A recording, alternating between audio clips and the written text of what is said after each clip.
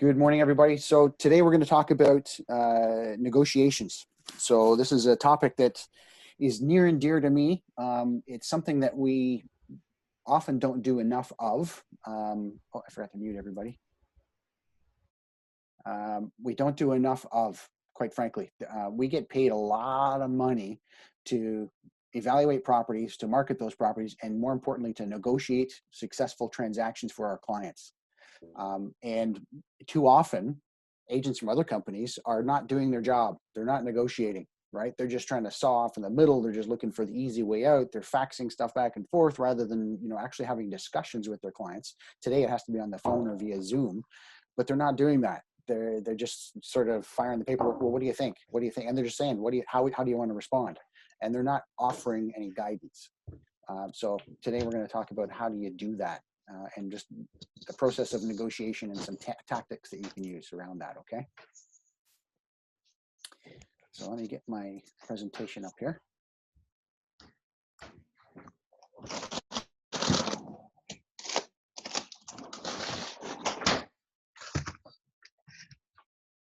Okay, so negotiation's probably not what you think it is. Oh, hang on. Negotiation skills, win-win or no deal. I said yesterday when we were talking about another topic, real negotiation to me is win-win-win. The buyer's got to feel like they won, the seller's got to feel like they won, and you should win. Nobody should feel like they lost in a proper negotiation, okay? Somebody's making noise. If you don't mind muting yourself. Hang on 1 second. Not sure who that is. It was Stacy. All right. Win-win or no deal. But I thought I'd start with this. Make sure you got your pants on. This guy apparently wasn't wearing his pants. This was on the ABC News the other day. He thought that he would not be in frame, that his legs would not be in the frame, but he showed up just dressed on the top half, and I thought that was pretty funny. So just so you know, I am wearing pants today. Just today. Just today. Yesterday I was not just kidding.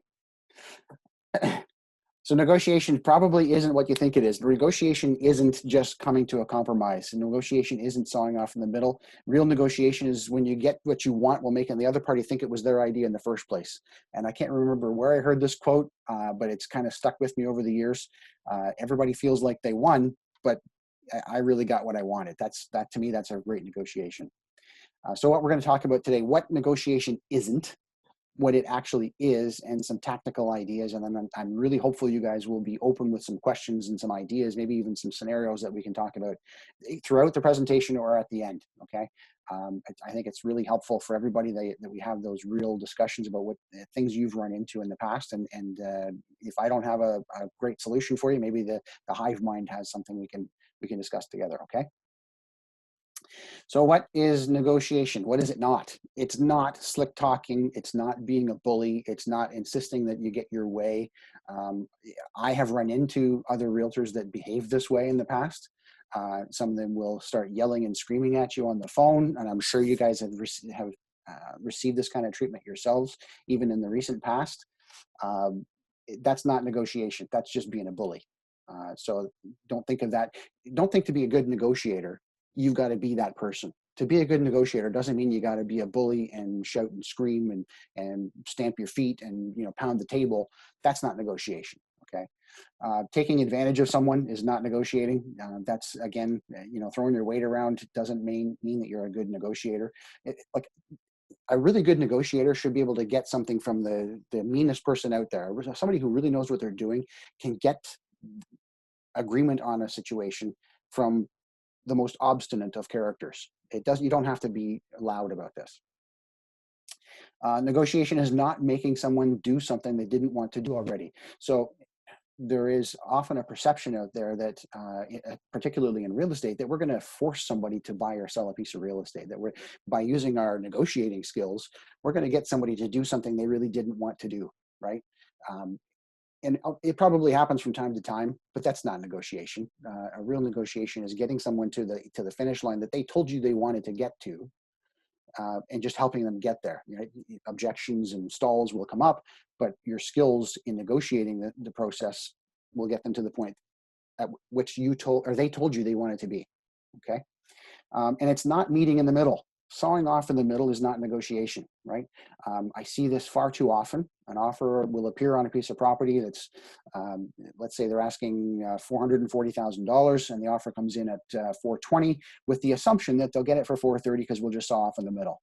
And everybody just goes along and say, well, they offered us 420, maybe we can get 430. And they saw off in the middle, and everybody pats themselves on the back, and they assume that was good negotiating. To me, it's not. Sawing off in the middle is the lowest level of deal making. It's, you know, where beginners start. If you've been at this for a while and you're still doing that, we need to sharpen your skills. Sorry if that sounds a little crass, but that's my feeling on it. What is negotiation? So I went looking for a couple of definitions out there to find out what it is. The Oxford Dictionary says it's discussion aimed at reaching an agreement. Pretty straightforward, simple description, and I tend to agree with it. But I thought it lacked some meat. So I went looking, maybe there's a better description out there. So Investopedia says, a negotiation is a strategic discussion that resolves an issue in a way that both parties find acceptable. In a negotiation, each party tries to persuade the other to agree with his or her point of view. By negotiating, all involved parties try to avoid arguing, but agree to reach some form of compromise. And I don't like the word compromise. So that even this definition I don't like. What I do like is the very first sentence. A negotiation is a strategic discussion that resolves an issue in a way that both parties find acceptable. That's that win-win that I always talk about, right? It's strategic discussion. It's not picking on a single item. You're talking about the whole strategy of how do we make this work for everybody. Strategic discussion that resolves one or more issues in a way or ways that makes both parties happy with the outcome. They find it acceptable. Okay, so that's what negotiation is. You got to prepare. You're going to negotiate a transaction for two parties. It starts with knowing your stats, right? So we've had a great discussion this week with Constantine showing us how to use Matrix to pull some statistical information out of Matrix. You need to know how long properties are taking to sell, right? You need to know what they're going for, and you need to know, how does that relate to the ratio of list to sale price? You need to know what else is on the market. And I'm sure there are other items out there you could think of that would be unique to your particular niche that you've got to know about when you're going into a negotiation. If you're not armed with that data, if you don't really know what's happening in the marketplace, it's pretty hard to argue your case, right? So you need to know the stats, get to know what's happening in the MLS system on a regular basis. We might have fallen out of the habit recently, or maybe you're stuck on MLS all the time because you got nothing else to do. But make a point of at least twice a day. If I was actively trading, this is what I would do. First thing in the morning, after I've done my morning routine, I'm going to sit down at my desk and I'm going to check the stats. What's going on today and what's new in the market today. And then maybe around 4 o'clock in the afternoon, I would do that again, right? I wouldn't suggest that you leave the MLS system open on your desktop all the time and be constantly checking it. Now, you've got better things to do, but you do need at least once or twice a day, get in the system and check what's going on. So first thing in the morning, and maybe the last thing in the day before you head home, or before the last thing you do before you shut your computer off to go have dinner with the family, okay? Know your stats. Know your enemy. Everybody's heard this quote by Sun Tzu, know your enemy, know yourself. The full quote is much more meaningful. If you know the enemy and you know yourself, you need not fear the result of 100 battles.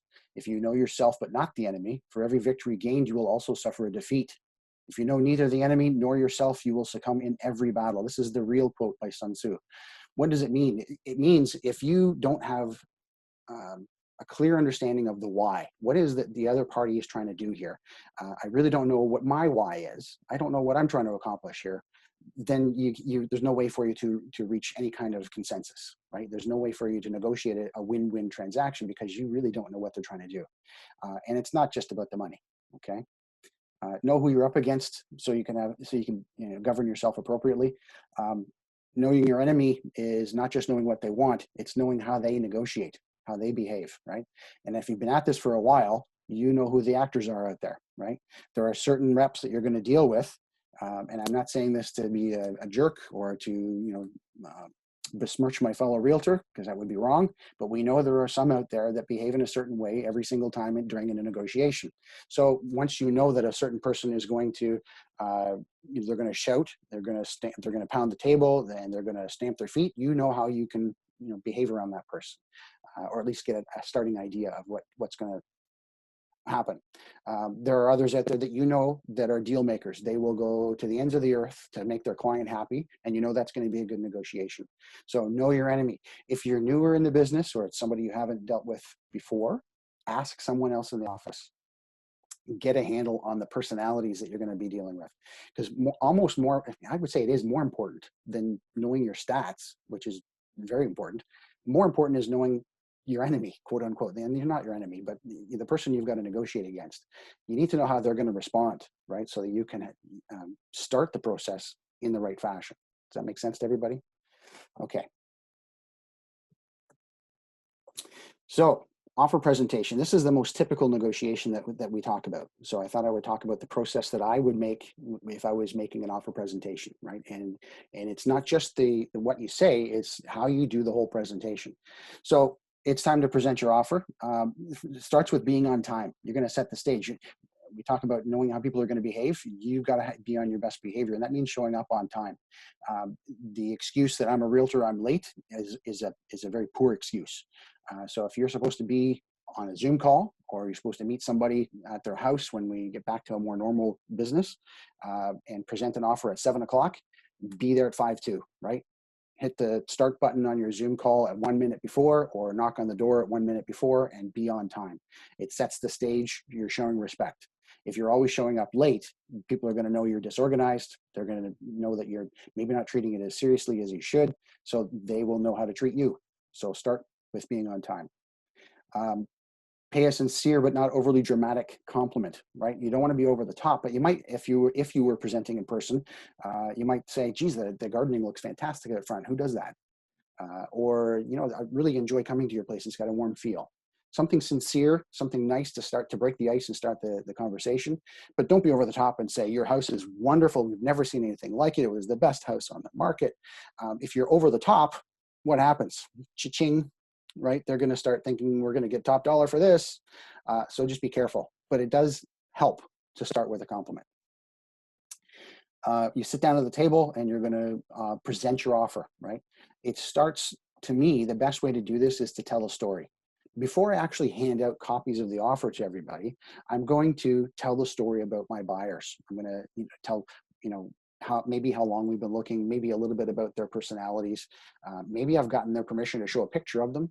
Maybe they've written a letter, or better yet, maybe I've got a video of my buyers talking about what it would mean to them to buy this house. Tell the story. The sellers will fall in love with stories. The facts and figures on the paper are, the result, and those are the things we've got to deal with, but they will fall in love with the stories. And I don't know about you, but I've seen people take offers for lower dollars from a young couple, or somebody retiring, or a single person, whoever it might be, because they fell in love with the story and they wanted that person or that family to get that property, right? So tell the story. Present your case. Now's the time to hand out copies of the offer, and go through your offer, right? Ask for questions at the end and be prepared to work. This is where the negotiation really starts. You've presented your offer, you're asking for questions. Now's when you need to know your stats. If they start asking questions about, well, this price just doesn't make sense, you can politely talk to them about where the price came from, right? You know your stats, well, geez, the house has been on the market for a while and we really thought this was great value, those kinds of things. So that's the process of presenting the offer. Any questions on that? Does it differ from what you guys are already doing?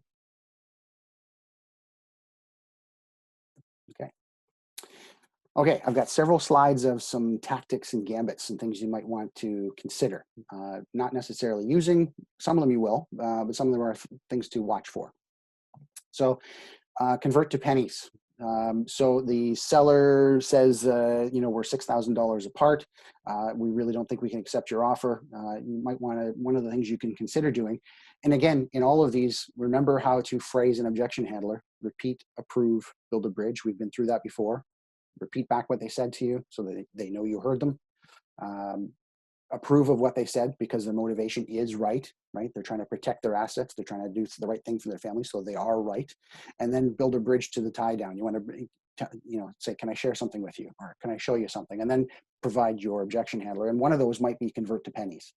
And convert to pennies works like this. If there's $6,000 difference, you might say, well, Mr. and Mrs. Seller, we're really only talking about, a few pennies a day here. But if we break this down, $6,000 at today's interest rates is really only about a cup of coffee a day or 2 cups of coffee a day, whatever the real number is. And I haven't done the math, but couple of cups of coffee a day. So did you really want to let a Starbucks stand in the way of, moving on and moving to that next home that you said you wanted to do?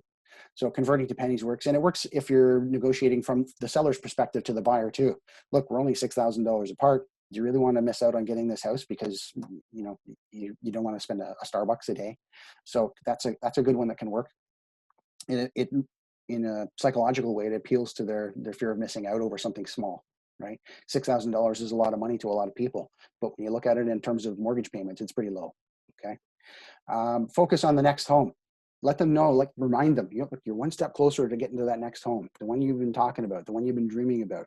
I know we're not quite there, but we'll just negotiate a little harder on the next one. Make sure that you get that next house at the right price. So that's one option there. And if I'm going too fast on these guys, please interrupt me, ask questions. Okay. Trade-offs. I talked about this one the other day too. Narrowing a negotiation down to one item is a mistake in my opinion, right?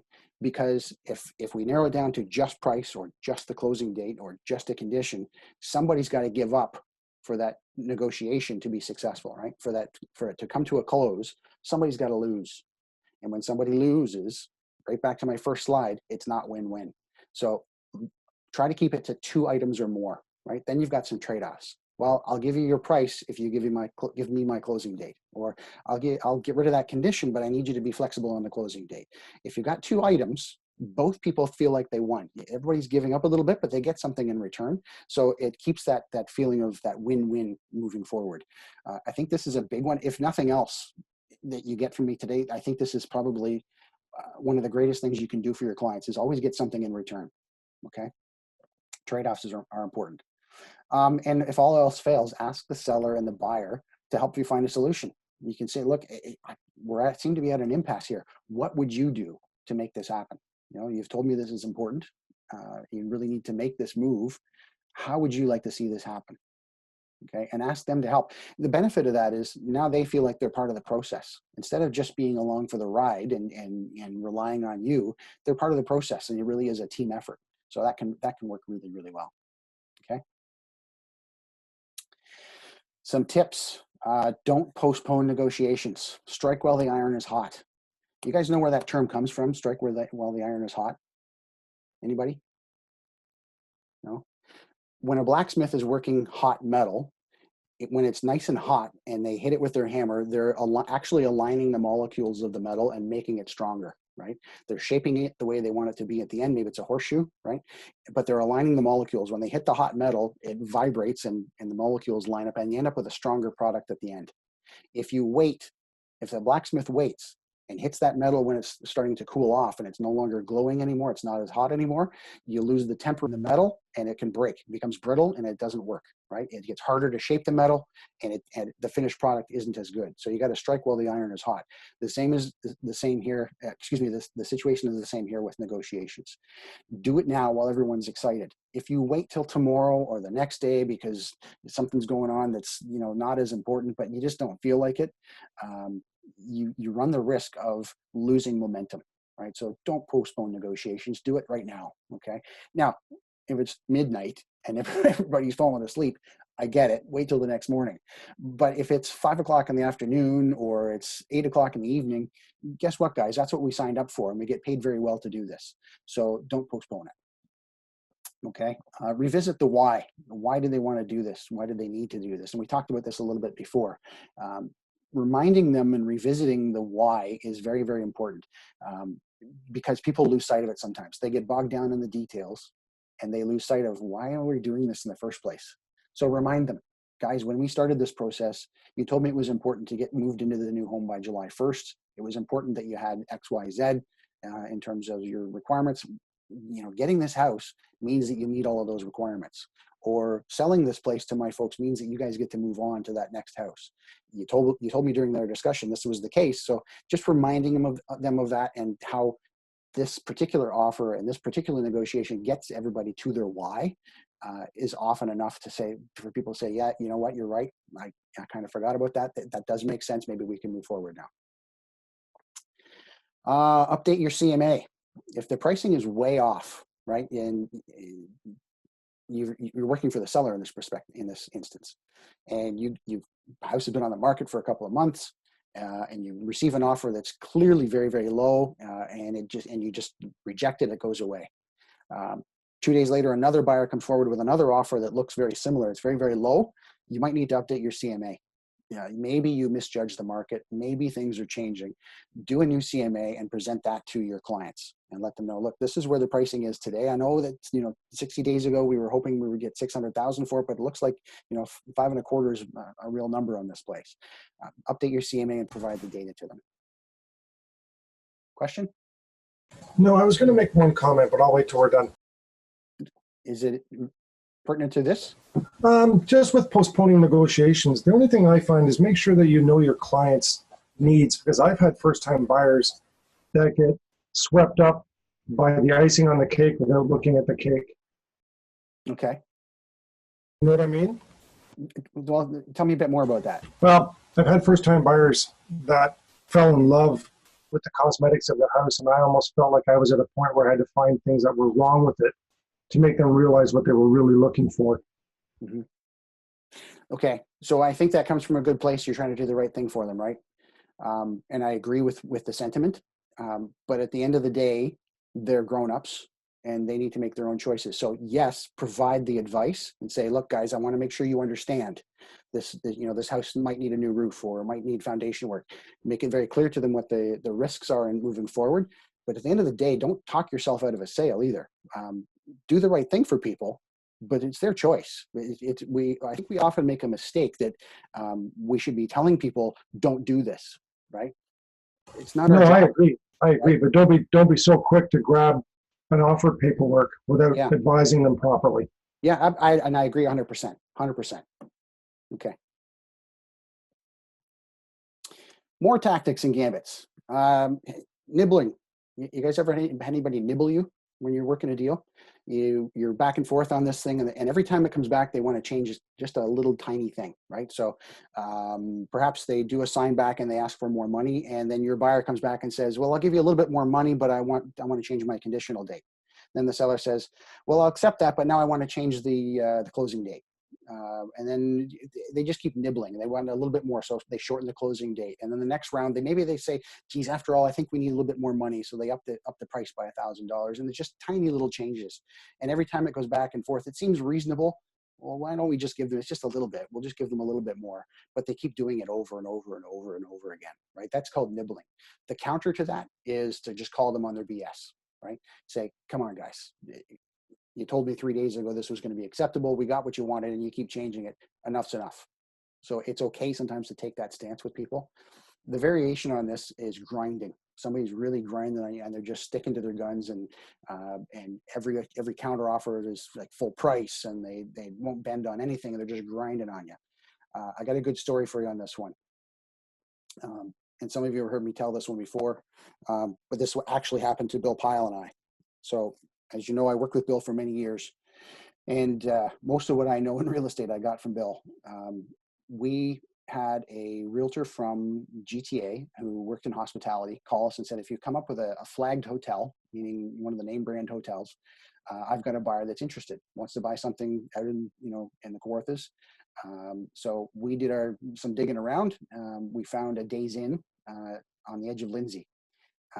Knocked on the door, met the owner, and he took us around, gave us a tour, showed us his books, was very open with us, and gave us a price. He said, look, if you got me, 1.5 million for this place, or 1.45 million for this place, I forget what the real number was, 1.45. Yeah, I'd seriously consider selling it. So we said, that's fantastic. Thank you. We'll get back to you. We spoke to the other realtor, brought us an offer of 1.25, right? So we made arrangements to go and present the offer in person.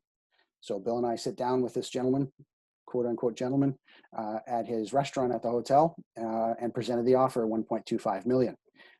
You guys heard recently that when I started in the business, I had a ponytail, right? I had long hair. It's getting there again now.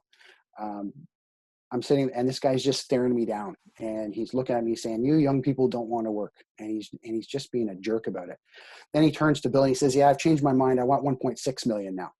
This guy was just being a grinder. He was totally obstinate. Wouldn't talk about it, any concessions whatsoever. So Bill did exactly this during a counter offer, just back out or threatened to do so. Bill actually took the offer, ripped it in half, put his hand in his face and said, "Enough, we're done." Got up and left.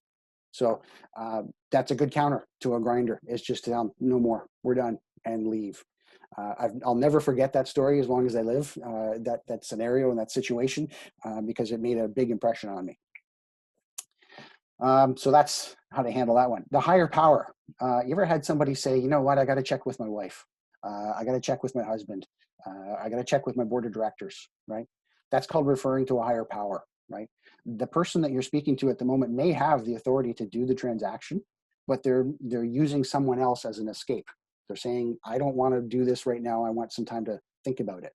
When really they don't want to think about it. They're just not convinced they want to do it in the moment. They don't want to feel pressured, right? And I don't want you to be the pushy salesman, but here's what you can do. Here's a tactic that you can try with them. You can say to them, "Okay, I get it. Let's make the assumption that they're going to be okay with it. Why don't we do this? Why don't we accept this offer, but insert a condition in there upon their approval? That way we can get this done today. You can still check in with that person or that party. And if there's a problem, then we can deal with it. But let's get this thing done today based on that condition," right? What that does is it's back to striking while the iron is hot. You get the thing done today, but give them the assurance that they can still go and get that check. And it could be, "I want my lawyer to look at this."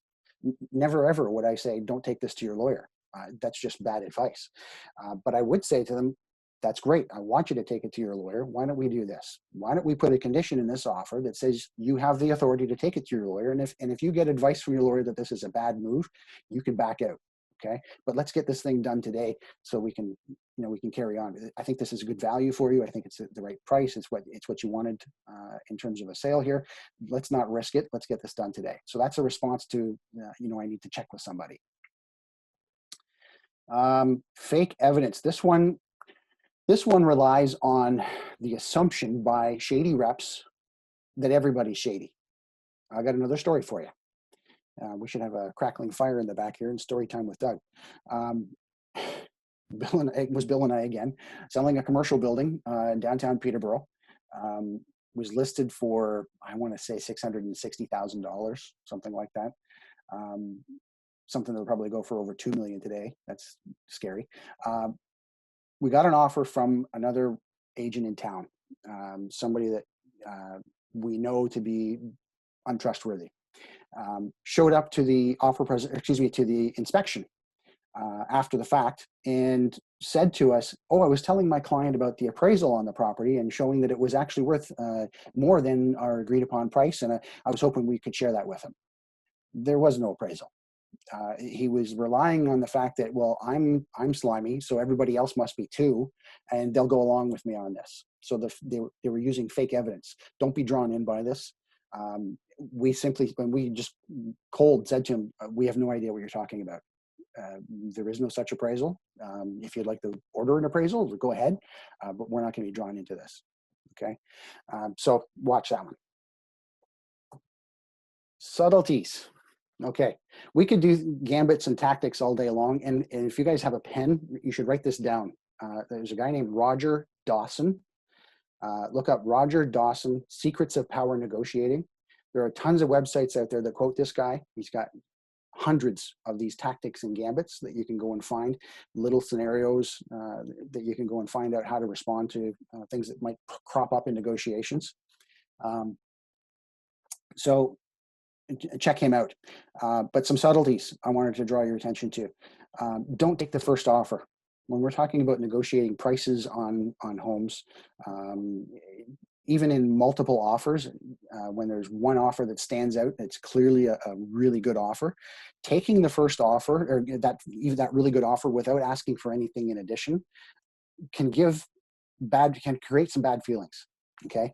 The buyer might think after the fact, well, maybe I paid too much. I know I was in competition, but they didn't even try to get more money out of me. Maybe I paid too much. And the seller, after the fact, there's buyer's remorse, there's also seller's remorse. The sellers might think, well, geez, maybe we didn't get enough money. We didn't even try to get more. Yeah, there were 3 offers, but we didn't even try. We just took one offer. So my suggestion is don't take the first offer ever. That doesn't mean necessarily that you need to sign it back and lose control of the situation, but you should be going to those other reps and saying, is this the best you can do? You know, we'd like to consider your offer, but we're just not quite there yet. Is this the best you can do? And let them negotiate against themselves, right?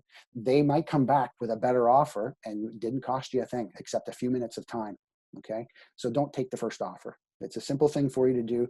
You will leave less money on the table. You will look like a hero to your clients, okay? An absolute hero. They're going to think, wow, like, and in some instances, that second offer that comes forward is enough to justify your entire commission. I've seen it happen. So make sure you ask, okay? Stroke the other party's ego. This was a really good one. Have you guys heard of a guy named Chris Voss? He was an FBI negotiator. He's been on the podcast circuit recently, and he's a really dynamic speaker. So if you get a chance, look him up. Chris Voss, former FBI negotiator. He was a hostage negotiator. But this one really jumped out at me.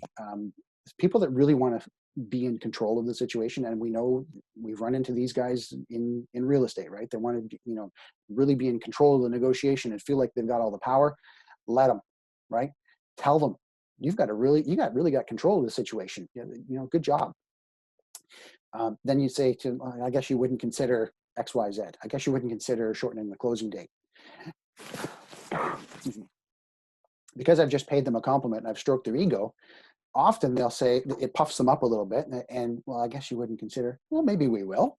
And because they're in control and they made that statement, they've kind of bound themselves to give you what you've asked for. So watch for that. People that really want to seem like people that seem to you to be control freaks, tell them they're doing a great job. Tell them, well, geez, you're really in control of this. Yeah, you're doing a great job. I guess you wouldn't consider shortening the closing date, right? Or I guess you wouldn't consider taking 5,000 less.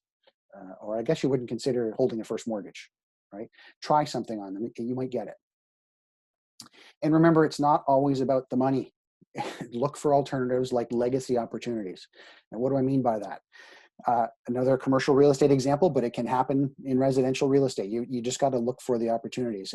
We were selling a farm on the edge of a town, and we just couldn't seem to make any headway. It was an older gentleman, had farmed the property for decades. We were offering him more money than he'd ever seen in his life, and suggesting to him, like, take the money now. You can enjoy it with your family. You can even stay in the house.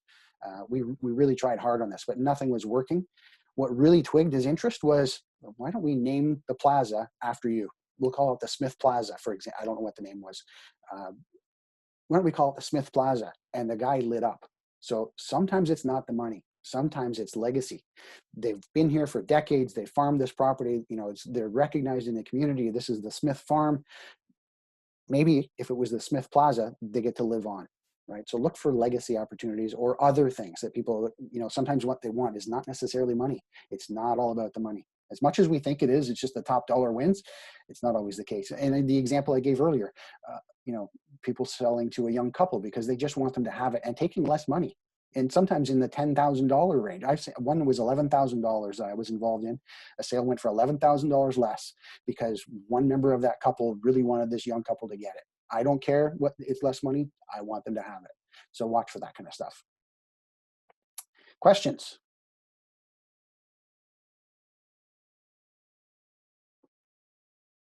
Ideas, questions, scenarios you guys wanted to bounce Doug, I around? have a question. Go ahead, It's Stacy. Stacy. Yeah.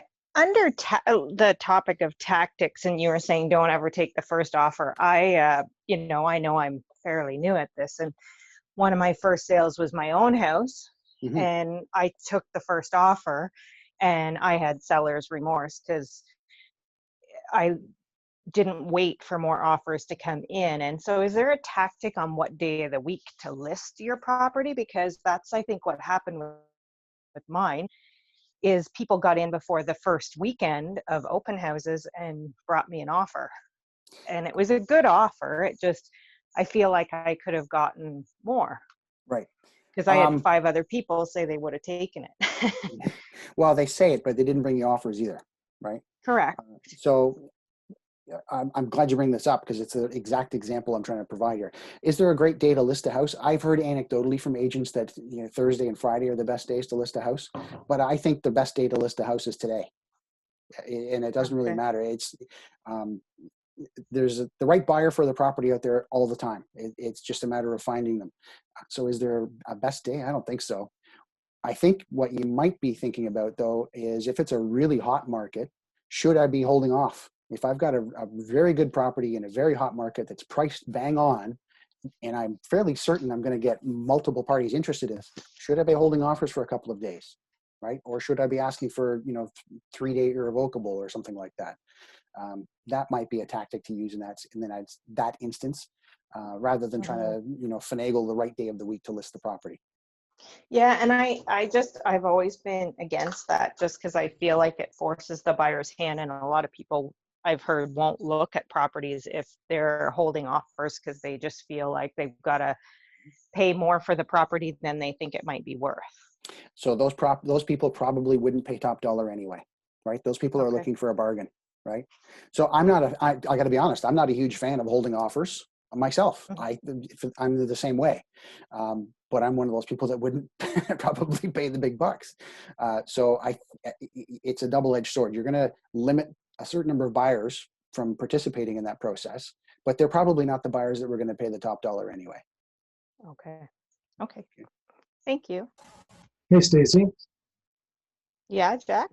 I'm kind of on the other side of the fence with Doug. I sort of have a routine that I always try and get at least one weekend of open houses to allow everybody through a listing prior to offers. So I typically try to list on a Wednesday or Thursday and get it in the paper and do one weekend of open houses. And you might get nailed once in a while on an offer, but I try and get at least one weekend in. Okay. And see, I think I listed it on a Tuesday or a Wednesday, seeing as I wanted to get it on the tour for our office. So I wanted the office to see it to get more exposure and get it in the newspaper, like you say. And then an offer came in too soon with like a short irrevocable, and I either had to, ignore it or, So I didn't know. You can one thing always you do it could exclusive for a few days. That's it. I was just going to say the same thing, Jack. I was going to suggest if you want to get it on the tour, get control of it by getting an exclusive listing in place with a set date for converting to MLS in the future. So you can get it on the tour. You've got control. Get it, we're all in there on Tuesday, get 30, 40 people to go look at it. And then it goes active on the MLS a day or two later, and you get the best of both worlds. I agree with Doug, because having it exclusive and getting the tour, you'll get some honest feedback from the office. Yeah. Okay. Thank you for that advice. I appreciate it. Good stuff. Thanks, Jack. Yeah, thanks, Jack. Doug, what if you're a new agent going into presenting offers and that agent, I don't want to use the word bully, but wants to take control of the situation and said, okay, where's your offer? When you're starting off, making, an impression, letting them know about how interested your buyer is, that kind of thing. How do you get that back under your So how I would do it, if somebody tried to do that to me as a new agent, and this advice wasn't given to me back then, but I wish it was, you just have to pretend they didn't say that. And you just have to do your job. So you're going to present that offer. You're going to say, thanks so much for allowing me to present my offer. If they say, where's your offer? Say, oh, thanks so much for allowing me to present my offer. And then carry on. Do your thing. So then you're going to tell the story about your buyers. If they interrupt you, that's on them. And their sellers will see them do that. Their sellers will see them behaving as a bully. Maybe that's why they chose them in the first place. Maybe they're jerks too. But you have to do the best you can with, and reflect your own ethics and morals on this. I would ignore that kind of behavior from somebody the first time. The second time I might say, do you mind stepping outside? Let's have a conversation. And put them in and say, look, I don't appreciate being treated that way. Don't say it in front of the client. I don't appreciate being treated that way. I will present my offer in a timely fashion, and you will get to see the details here, but I'd appreciate if you let me make my case, right? Nothing wrong with saying, hey, let's have a chat. But I don't think it usually gets to that. The first step is ignore it and carry on. If you give a bully fire, if you give them ammunition, they're just going to use it. So if you respond to that and you show some fear or some hesitation, they're just going to latch onto that and get worse. So you just have to kind of ignore it and keep moving forward. Yeah, because they said, well, we have a time constraint now, so just give us the offer and tell us what's in it, and we'll go forward from that. Yeah, and I can totally appreciate you've got a time constraint. We're all busy people. I really get that. So thanks again for letting me present my offer and carry on. So repeat it back to them so that they know you heard them, agree with them, right? You know what? I get it. We're all busy, and then carry on. So we're doing repeat, approve, build a bridge right there, right? Yeah, totally. I get it. We're all busy people, so I'm going to do this for you right now. Right? So don't give them fire. Don't go, I don't know. I don't know what I'm doing. The secret to this when you're new or if you're experienced is to behave as if, who do you want to be when you grow up? And just be that person right now. Perfect, thank you. Okay. Doug, Anybody I have a else? question. I'm sorry, Kaya? I have a question, yeah. What are your thoughts if you're representing the seller and the buyer's agent comes in to present and they bring their own comparables into that presentation? So as the seller's agent, I'm going to let them say their piece, and then I'm going to excuse them, and I'm going to have a discussion with my sellers in private. So my feeling on it from the seller's perspective is let them say their piece and then excuse them. It doesn't mean that I'm going to agree with them, but I'm going to be respectful and let them do their thing. Okay, thanks. Does that answer your question? I wasn't really, was there more to it? I think so. It's just, I wonder if, when some people do that as an approach, could it hurt them, I guess, from their point of view for the sellers, because the sellers are kind of looking to you as the listing agent saying, like, you helped me price this out, and now why is this other realtor coming along and trying to explain their maybe lowball offer or something like that? If it's really out of left field, I might say to them, hey, do you mind explaining to me, or do you mind sharing with me why you chose those particular comparables, and try to draw out of them what their motivation is. If they're clearly bad comparables, because I know you would do a good job, everybody here would do a good job of pulling good comparables for their sellers. So if they've got something that's wildly off base, I would ask them, so can you explain to me, what was it about those properties that made you choose those as good comparables? Right? Instead of, and I've heard stories of people reacting very poorly to that. Somebody comes in with comps and they say, you're out of your mind. Like that's not, and I've had sellers do that to me, where I've presented an offer and they'll shove it back at me and say, where the hell did you come up with that number? You're out of your mind. Like, and you're kind of taken aback. But as a seller's rep, if somebody brought me some comps, I think I'd be, my first reaction would be to not say anything. My first reaction would be, you know what, thanks for that, and set it aside, and we'll have a conversation about that later. Go ahead and present your offer. Or I might say to them, can you tell me about why you chose those ones? What was it about those properties that you felt were comparable to our property? And try to draw it out of them. Make sense? Thanks. Catherine? If they bring all of these great comparables, then why are they bothering making an offer on yours? Like, could you use that then? Like, if the comparables are so much better or better priced, then make an offer on one of those. Well, those are probably already sold though, right? The good comps are already sold. Yeah. So, but then you could say, well, your price is justified because there's not any comparable inventory out there. Like, yeah. Oh, everyone froze. Yeah, it's going to be a situation by situation, right? So you have to read it. That just might be the agent's process for doing offers as well. Yeah. Yeah. That's an interesting What one. about with the sellers? Do you sort of prep them before other realtors are coming in, like, what do you say to them? Like, Absolutely, you should be doing that. Yeah. So if you're representing the seller, my presentation was more based on being the buyer's agent and bringing an offer to the sellers. But if you're the seller's rep, before, and if you're going to do, you're going to receive offers at 7 o'clock or one offer at 7 o'clock, I'd get there 15 or 20 minutes early and have a conversation with my seller and say, so here's what's going to go down. And tell them they're going to present, they're going to come in, they're probably going to say some nice things. They're going to share their offer with us. They may even try to tell us a story about their buyer, and try, convince us that their buyer is the right buyer for the property. And that's okay. We want to hear the story. But we're not going to show our hands. I'd say to my seller, it's poker time. Put your poker face on. Don't react strongly to the offer. We can be polite. We can ask questions and thank them for their offer, but let's not show our hand while they're in the room with us. So yeah, you should be coaching your sellers. And you should also be telling them, we will have some options. After we've received this offer, there are certain ways that we can respond to this offer. We may choose to sign it back. We may choose to accept it. Although as a seller's rep, I'd always be saying we should try to get some more money. Don't accept the first offer, right?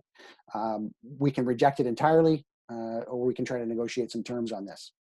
So you got to set the stage with your seller in advance as well, yes. should the seller ask questions? Can the seller ask questions? Yes, they can, but I would caution them in advance.